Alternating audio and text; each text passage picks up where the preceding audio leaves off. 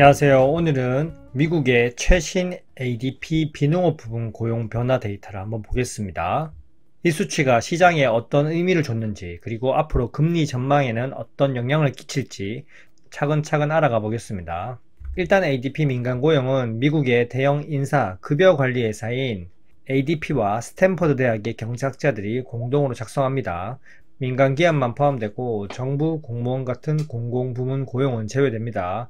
공공부문이 빠져있기 때문에 전체 고용을 대변하지 못한다는 한계는 있지만, 그래도 미국 노동부가 발표하는 비농업 고용 보고서 이틀 전에 나오기 때문에 시장에서는 일종의 예고편처럼 활용합니다. 미리 고용 시장이 어떤 방향으로 가는지 짐작해 볼 수 있고요. 짐작해 볼 수 있는 이유는 ADP는 미국 내 60만 개 이상의 기업에 급여 서비스를 제공합니다.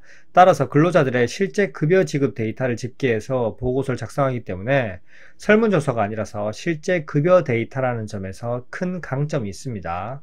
미국 9월 민간 고용은 시장 전망치를 대폭 하회하면서 5만 명 증가할 것이라고 봤는데 너무 심하게 차이나게 3만 2천 명이 감소했습니다. 그리고 더 놀라운 건 이 수치는 8월 민간 고용인데, 8월 민간 고용도 기존에 5만 4천 명 증가해서 오히려 3천 명 감소로 마이너스로 수정됐습니다.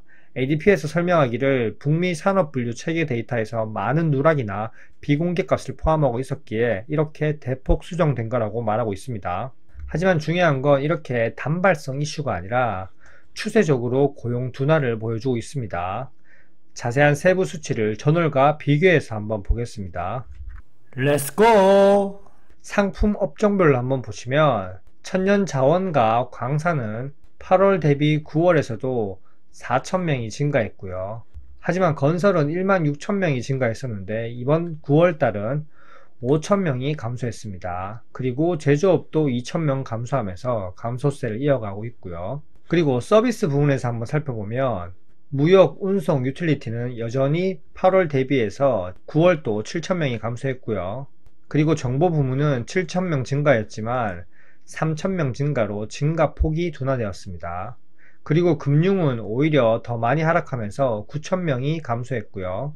전문 비즈니스나 서비스는 정말 급락했습니다. 8월에는 1만 5천명이 증가했었는데 9월에는 1만 3천명이 감소했습니다. 계속해서 서비스를 보시면 다행히 교육과 헬스 서비스 부분에서는 3만 3천 건으로 크게 증가한 걸 알 수 있고요. 그리고 레저 호텔은 오히려 1만 9천 명이 감소했고 기타 서비스도 1만 6천 명이 감소했습니다. 상품 부문에서는 건설 경기가 좋지 않았고 제조업 부문은 계속적으로 좋지 않은 모습을 보이고 있고, 서비스 부분에서는 교육, 헬스 서비스만 3만 3천 건이 늘고 나머지 부분 무역, 운송, 유틸리티, 그리고 금융, 전문 비즈니스 서비스, 레저 호텔, 그리고 다른 기타 서비스가 눈에 띄게 부진한 흐름을 보였습니다. 즉 서비스업 경기가 정말 좋지 않다는 거고요. 지난달 레저와 호텔업에서 5만 명이 늘었던 건 여름 휴가철 특수에 따른 일시적 효과가 맞았고요. 서비스업 경기 둔화가 가시화되는 모습입니다.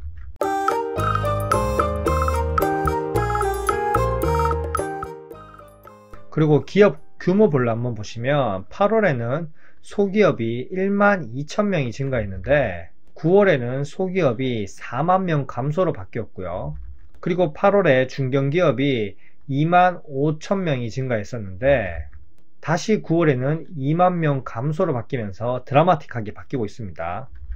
그리고 대기업은 8월에 1만 8천명이 증가했었는데 9월에는 대기업이 여전히 3만 3천명이 증가로 바뀌었습니다.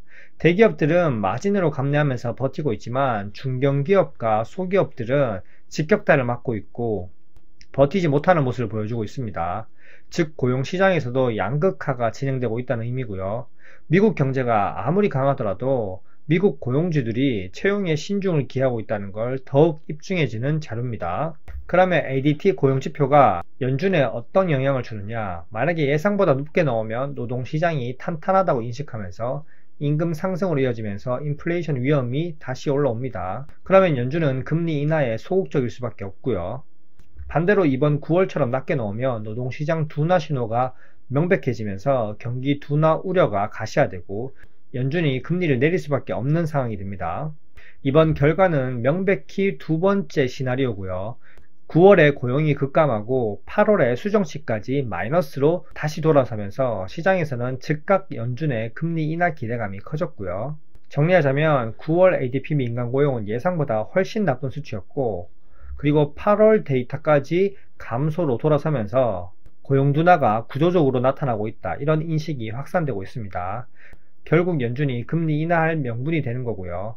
물론 연속적인 인하 사이클이라고 말할 수는 없지만 지금 상황을 보면 연속적인 인하 사이클도 될 듯 합니다. 시장은 이미 연속적인 금리 인하 사이클, 그 가능성을 선반영하기 시작했고요. 어쨌든 전체적으로 고용이 식어가는 조짐이 명확해진 가운데 앞으로 미국 경기 침체 우려가 더 부각될 가능성도 큽니다.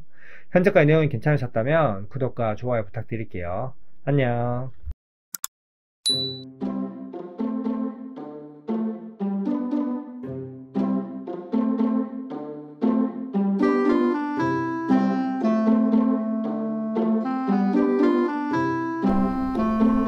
와이